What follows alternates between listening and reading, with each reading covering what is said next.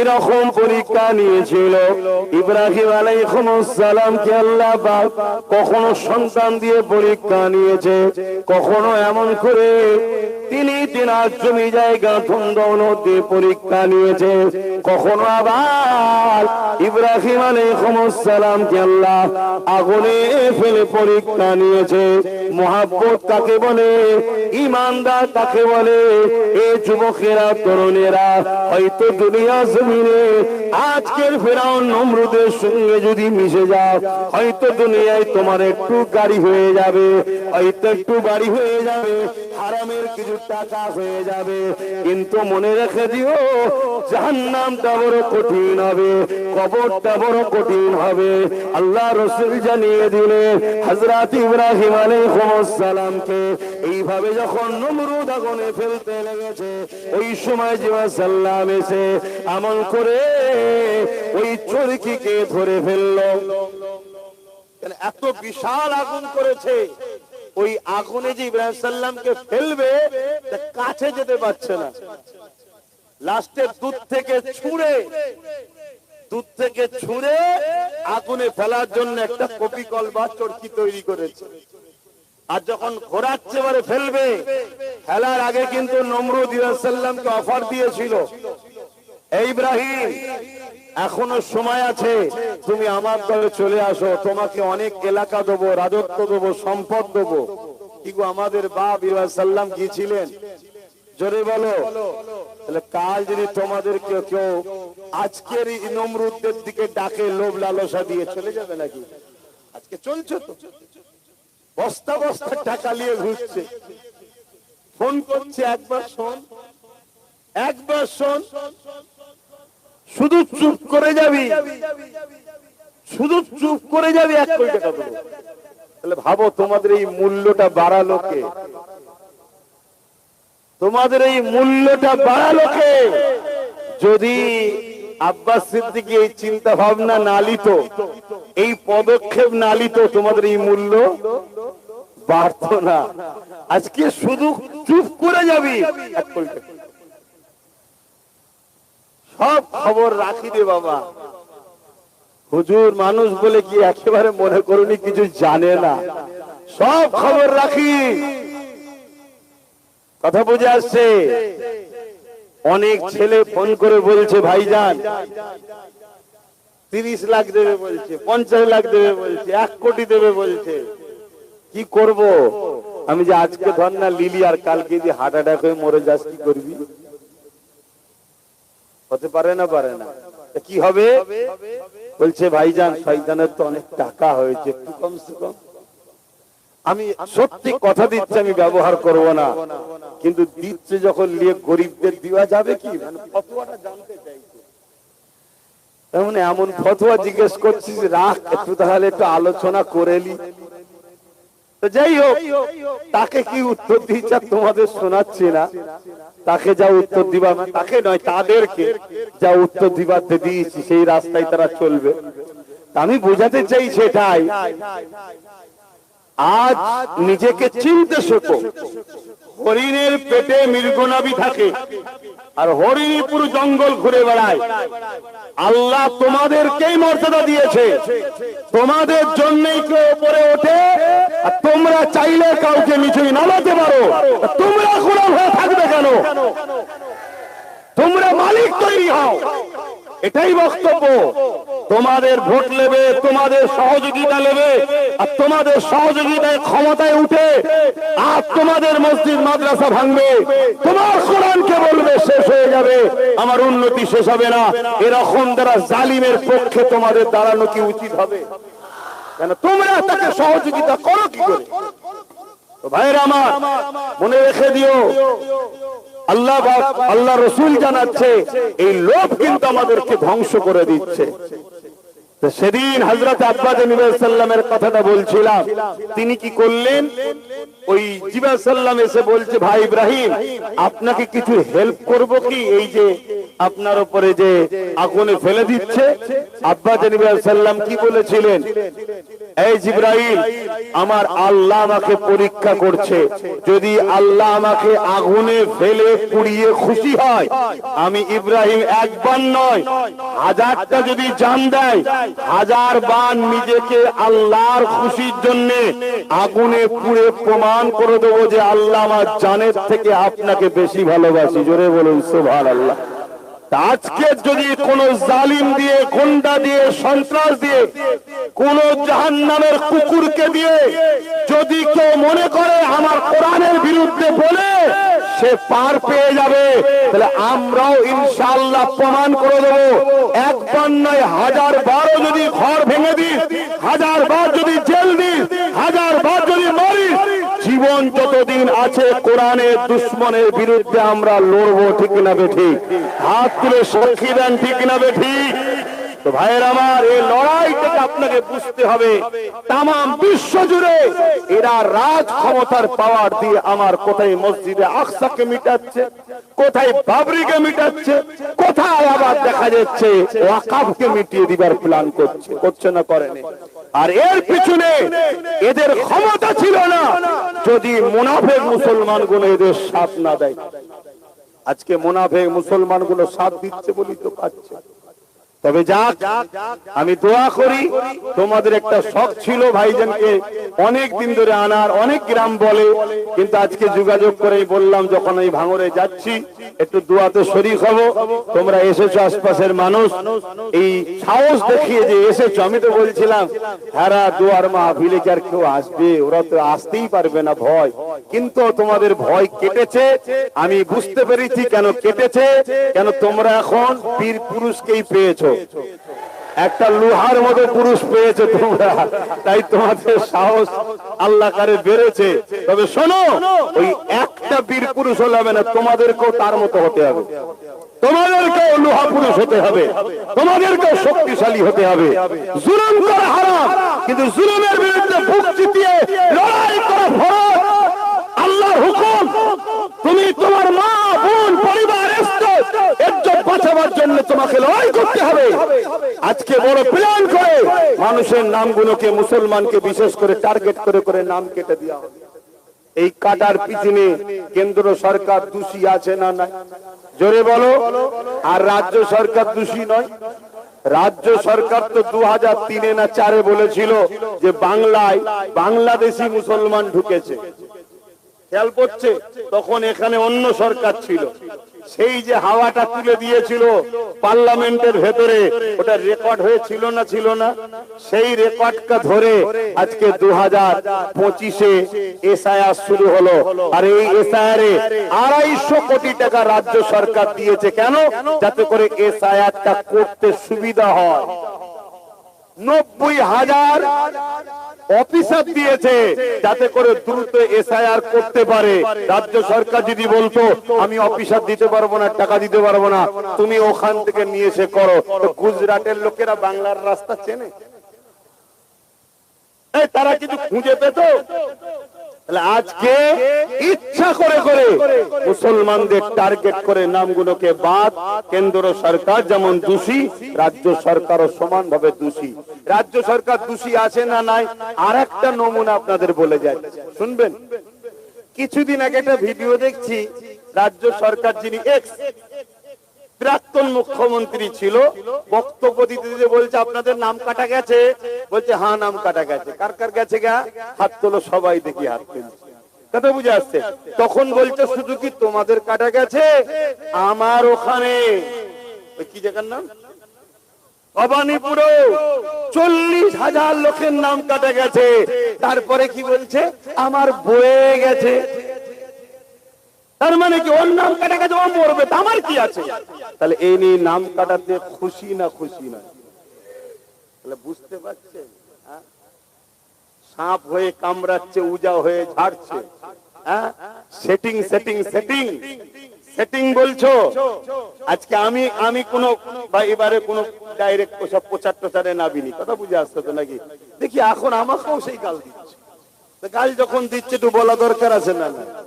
Setting বলছো setting. 1998 কংগ্রেসকে ভেঙে এই টিএমসি দলটা বিজেপি করেছে। বিজেপি দল এই টিএমসি দলের সিম্বল দিয়েছে। বিজেপি দলটা টিএমসি কে পশ্চিম বাংলায় বাঁচিয়ে রেখেছে। কেন? ওই আস্তে আস্তে আঁচলের তলায় বিজেপি চাষ হচ্ছে। কথা বুঝে আসছে? আস্তে আস্তে জায়গা দখল করে নিয়েছে। তুমি খেয়াল করে দেখো তো, তুমি বলছো রুখতে হবে বিজেপিকে, কথা ঠিক না বেঠিক? আমিও বলছি রুখতে হবে, কিন্তু একটা বিধানসভায় যদি 25,000 30,000 করে মুসলমান ভোট না দিতে পারে তাহলে রুখবে কি করে? কথা বলো। এরপরেও যদি তুমি রুখতে চাও, কিছু মোল্লা মৌলী সাহেব বেরিয়েছে, তাদের উদ্দেশ্য করে বলছি, দালালি বন্ধ করো, দালালি বন্ধ করো। কেন ইমাম হোসাইন পাকের বিরুদ্ধে 13,000 আলেম মুফতি নেমেছিল। তাহলে আজকের দিনে কিছু মুফতি মাওলানা এই এজিদের পক্ষে থাকবে, এটা আশ্বাসের কিছু নেই, আর অবাস্তব কিছু নেই। কথা বুঝছেন তো নাকি? কিন্তু আমি বলতে চাইছি, তোমরা যদি সত্যি বিজেপি কে রুখতে চাও, তাহলে আমিও তো বলছি রুখতে চাই, তাহলে এক হওয়া দরকার আছে না নাই? কথা বলে এক হওয়া দরকার আছে না নাই? এক হতে গেলে যে জায়গায় দেখছো শিওর জিতবে, কথা বুঝে আসছে, আমার ভাই শিওর জিতবে, তাহলে সে জায়গায় তোমার তো উচিত নয় ডিস্টার্ব করা, ঠিক তো নাকি? যেখানে তুমি ডিস্টার্ব, অন্য জায়গা আছে সেখানে তোমার ডিস্টার্ব করা দরকার, তা নয়। আজকে টোটাল বাংলার দিকে খেয়াল করে দেখো, এত তো রাজনীতির দল প্রচার প্রচার করছে, একমাত্র আমার সোশ্যাল মিডিয়া খুলে দেখো, আমার ভাই ও তার সাথীদের ছাড়া অন্য কোনো নামগন্ধ পাওয়া যাচ্ছে? কারো মিটিং এ ভিড় হচ্ছে, কারো জায়গায় লোক হচ্ছে, কারো র্যালিতে লোক হচ্ছে, আরে 300-400 করে টাকা দিয়েও লোক হচ্ছে। ফ্রিতে যা ভিড় হচ্ছে, ভিড় দেখে তোমরা অবাক হয়ে যাবে। তাহলে বলো, এখানে তোমাকে আমাকে বোকা বানানো হচ্ছে। রসুন দেখেছো? রসুনের মাথা কোনো দেখবে আলাদা, পিছনটা দেখবে এক জায়গায়।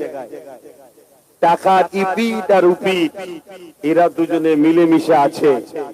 অতএব ভাই, একটা ছিল, পুরো বাংলাকে হিলিয়ে দিয়েছে। কথা বুঝে আসছে? আর তাকে দমন করার জন্য একটা বিখ্যাত কুখ্যাত গুন্ডা চোর জাহান্নামের কুকুরকে পাঠিয়ে তাকে ডিস্টার্ব করেছে। কথা বুঝে আসছে না নাই? আজকে যদি তার সাথে ক্যানিং পূর্ব, ক্যানিং পশ্চিম, কুলপি, ওদিকে বাসন্তী, ওদিকে মিনাখা, ওদিকে হারোয়া, ওদিকে দেগঙ্গা, ওদিকে আমডাঙ্গা, ওদিকে কি বলে অশোকনগর, ওদিকে বসিরহাট উত্তর, ওদিকে এইভাবে কি বলে বাদুরিয়া, এভাবে যদি একটা ছিল সবাইকে হিলিয়ে দিয়েছে, ওর সাথে যদি আরো 15-20টা হয়, তাহলে মনে হয় আমাদের অসুবিধা হবে না সুবিধা হবে? জোরে বলো।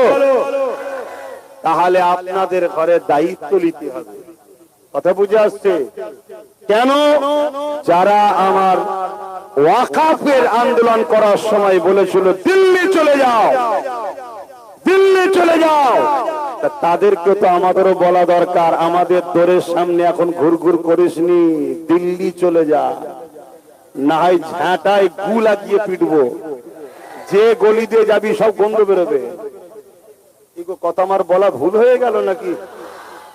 তুই আমার মসজিদের বেলায় কথা বললে বলছি দিল্লি চলে যা, আমার কবরস্থানের জন্য কথা বললে বলছি দিল্লি চলে যা, আমার মাদ্রাসা, আমার কবরস্থানের জন্য আমি কথা বললে বলছি দিল্লি চলে যা। বলেছে না? বলেন কথা বলে। তাহলে আজকে তোর নেতা নেত্রীর গদি বাঁচবে কি বাঁচবে না, ওটা আমার কাছে এসে কাঁদছিস কেন? দিল্লি চলে যা, ঠিক না বেডি? আর কিছু হলেই দিল্লিতেই তো যায়, সেটিং করতে কোথায় যায়? এবার চলে যা, যে ওইখানে গিয়ে সেটিং কর, এখানে আর নয়। আমার তো মনে হয় প্রত্যেকের বাড়ির সামনে যে যার মেরে দেওয়া দরকার, কিন্তু আপনারা হয়তো অত সাহস পাবেন না, কেন দেখা যাবে আবার বাড়ি ভেঙে দিতে পারে। তবে এবারে ভাঙার আর চান্স নাই, খবর টবর জালিচ্ছি, চিৎপাত হয়ে যাবে, এখানেও যাবে ওখানেও যাবে, পুরো ক্যারিয়ার শেষ। কিন্তু একটা বিষয় আমার আফসোস হচ্ছে, ওইগুলোর জন্য যারা এখনো ওর জন্য লড়ছে, তারা কোথা যাবে? ওর তো বাইরে বাইরে ঘর আছে, হিতা হুতা সব অনেক জায়গায় অনেক কিছু সব আটল কল খুলে রেখেছে, ও না টুক করে কেটে পড়বে, তা তোদের কি হবে? এজন্য বলবো ঠান্ডা মাথায় মিলেমিশে মসজিদ মাদ্রাসা ওয়াকাফকে বাঁচাবার স্বার্থে কোরআনের যে দুশমন তার থেকে দূরে থাকার কথা বলার অধিকার আপনাদের জন্য আছে না নাই? আমি আমার বাপ ভাইদেরকে বলে যাব, মাইকের আওয়াজ সোশ্যাল মিডিয়ায় যেখানে যেখানে যাচ্ছে, যারা আমার কোরআনকে শেষ হয়ে যাবে বলে তাদেরকে সাপোর্ট করবেন না। যারা আমার ওয়াকাফের জন্য বলে দিল্লি চলে যাও, তাদেরকে সাপোর্ট করবেন না। আসুন একটু সালাম পড়ব, তারপরে দুটো হাদিস দ্বারা বুঝাবো আপনাদের ঘরে যে এদেরকে সাপোর্ট করা ইসলামও হারাম করেছে, এটা প্রমাণ দিয়ে যাবো। ইয়া নবী সালাম।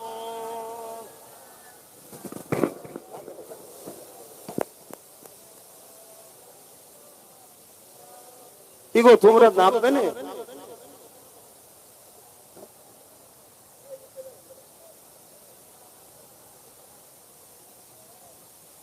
তোমরা যে এসেছো এটাই খুশি, আলহামদুলিল্লাহ। আমারও ইচ্ছা যায় তোমাদের কাছে আসার, কিন্তু সবই আল্লাহর পরীক্ষা। তোমাদের মধ্যে কিছু কিছু ছেলেদের জেদ ধরে, কিন্তু আবার বুঝিয়ে বলি না ভাই অপেক্ষা করো, আল্লাহ চাইলে সব ঠিক হয়ে যাবে।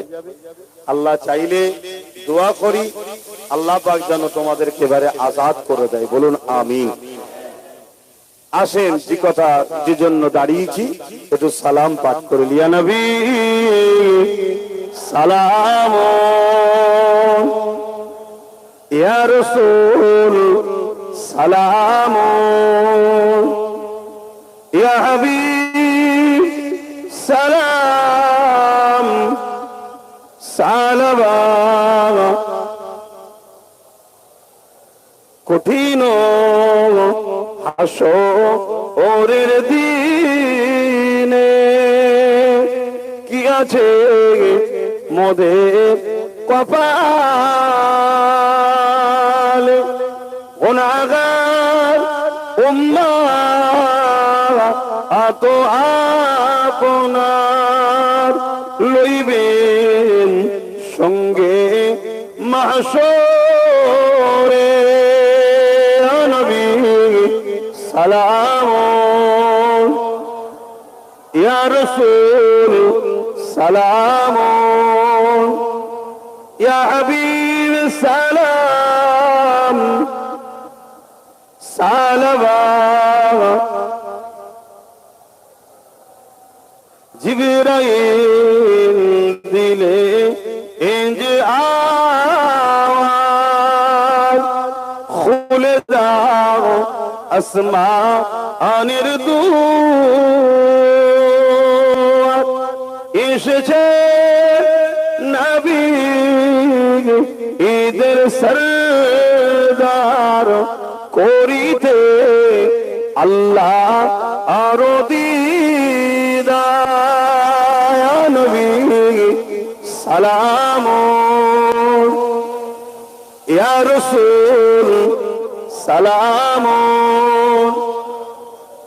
ইয়া হাবিব সালাম।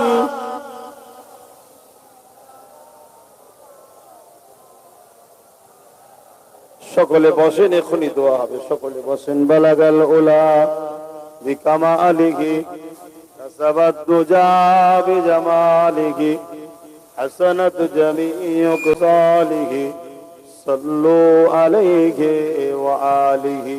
আল্লাহুম্মা সাল্লি আলা সাইয়্যিদিনা ওয়া আলা আলিহি। আমার ভাইরা,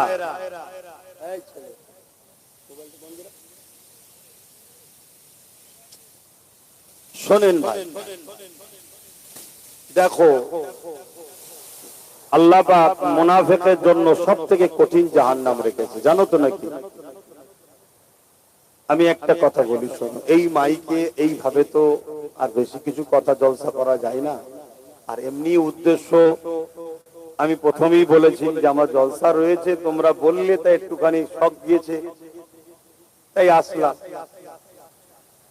কেননা প্রশাসন তারা নিরুপায়, তাদের ইচ্ছা থাকলেও উপায় নাই।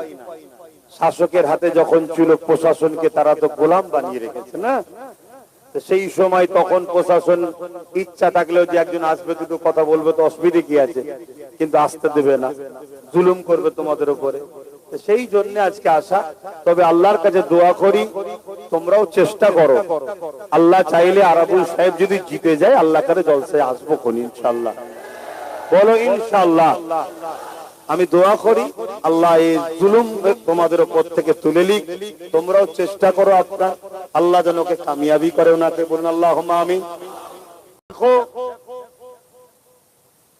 আজকে একটু যখন এসেছিলাম দু কথা বললাম, তার মধ্যে একটা কথা হচ্ছে আল্লাহ ছাড়া কাউকে ভয়, দ্বিতীয় নম্বর লোভ লালসা করবে না। সন্তানের কথা খেয়াল রাখবে, বাচ্চাদের কথা খেয়াল রাখবে, তোমাদের সন্তানদের কি হবে সেটা খেয়াল রাখবে। ইনশাআল্লাহ চিন্তার কোনো কারণ নেই, ও জাহান্নামের কুকুর জাহান্নামেই যাবে ইনশাআল্লাহ। কেন যেভাবে গরিব দুঃখী মানুষের উপরে ক্ষতি করেছে, কষ্ট দিয়েছে, বলার মতো নয়। কথা বুঝে আসছে? যে কষ্টটা দিয়েছে আল্লাহ ওকে ধ্বংস করুক। বলুন আল্লাহুম্মা আমিন। আল্লাহ ওকে ধ্বংস করে নেস্তে নাবুদ করে দিক। বলুন আল্লাহুম্মা আমিন। আর এই যে জাহান্নামের কুকুর বলা হয়েছিল, এতে অনেক মানুষ ব্যঙ্গ করেছিল না, অনেক মানুষ ব্যঙ্গ করেছিল, তাই তো নাকি? আরে কথা বলবেন তো, ব্যঙ্গ করেছে না করেনি? পরবর্তীতে কদিন আগে দেখছিলাম একজন কাকে পাশে রেখে ওই জাহান্নামের কুকুরটা তাকে বলছে এটা আল্লাহ। বলেছে না বলে না? ভয় খাচ্ছেন নাকি? বলছে এটা আল্লাহ। তাহলে বলুন এত বড় মুশরিক, এত বড় শয়তান। আল্লাহর কোরআন কি বলছে? আল্লাহর কোরআন বলছে মানুষের মধ্যে কিছু মানুষ আছে উলাইকা কাল আনআম। কোরআনের কথা আমি বলছি, আমি এমনি এমনি যাকে তাকে লকাব দিইনি। কথা বুঝে আসছে না? নাই, হ্যাঁ, যাকে তাকে এমনি এমনি বলে দিইনি, বলার পিছনে কারণ আছে। আল্লাহর কোরআন বলছে উলাইকা কাল আনআম, মানুষের মধ্যে কিছু মানুষ আছে তারা চতুষ্পদ জন্তুর ন্যায়। কুকুর কি চতুষ্পদ জন্তু নয়? চতুষ্পদ জন্তুর নয় বলি আল্লাহ বলছে বালহুম আদাল, তার থেকে খারাপ। বলুন তার থেকে খারাপ। চতুষ্পদ জন্তুর থেকে খারাপ কে আছে? শুকর খিঞ্জিল, তুই মাথায় হাত গুলো তোকে ওটা বলিনি। কথা বুঝতেন না? বলেন কেন? এটা কোরআন বলছে দলিল। এবারে মানুষকে কেন বলছে? আল্লাহ বলছে তাদের হাত থাকার পরও তারা মানুষের উপরে যে জন্য হাত দিয়েছে সে কাজ না করে মানুষকে লুটবে, জুলুম করবে, অত্যাচার করবে। ওই শয়তান করেছে না করেনি? তাহলে কোরআনের হুকুম অনুযায়ী আমি ওকে ভুল কিছু বলেছি? তাদের পা থাকার পরও তারা যে জন্য আল্লাহ পা দিয়েছে সেটা না করে তারা ভুল রাস্তায় চলবে। ও শয়তান ভুল রাস্তায় পা দিয়ে চলে না? চলে না। মুসলিম ঘরের ছেলে, হ্যাঁ, অন্য ধর্ম আরো আছে, হিন্দু ভাইয়েরা তাদের ধর্ম করবে, আমাদের কোন আপত্তি? খ্রিস্টানরা করবে, আপত্তি আছে? এ দেশ সবার।